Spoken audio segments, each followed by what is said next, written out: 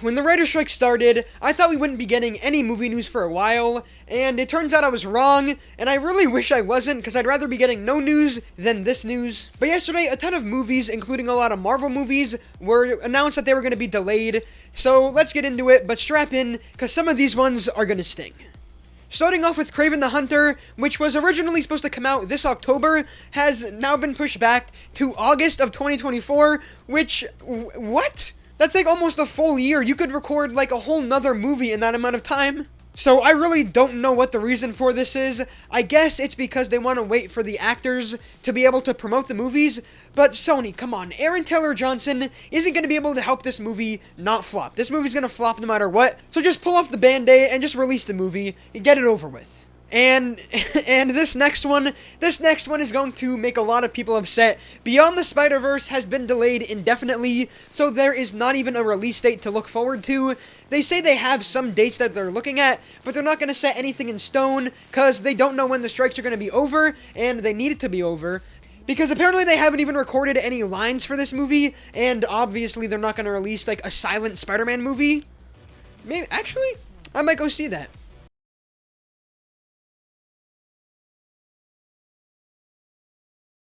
You know what, maybe never mind. No, I won't. But before the strike was obviously upsetting, but now it's personal. Sony and everybody, every studio, just pay your actors and writers so we could get this movie, because you can't leave us on a cliffhanger like this and just not explain it for like 3 years.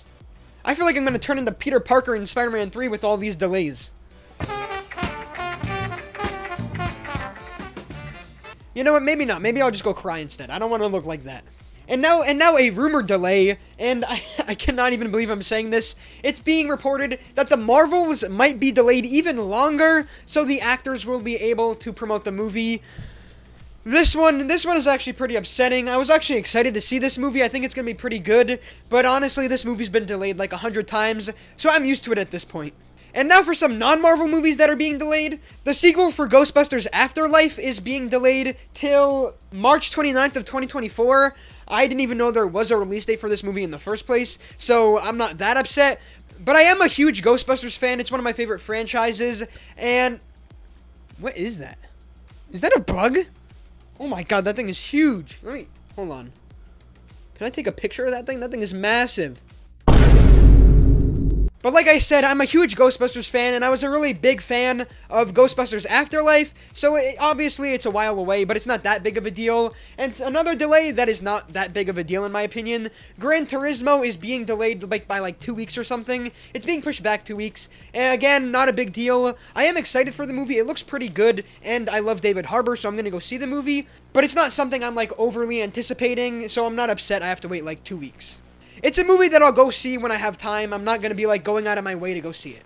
But we do actually have some good news. Venom 3 has a release date. Venom 3 started filming, I think, like a month or two before the strike started. And then once all the strikes happened, obviously it paused production. But now Venom 3 is set to release on July 12th of 2024.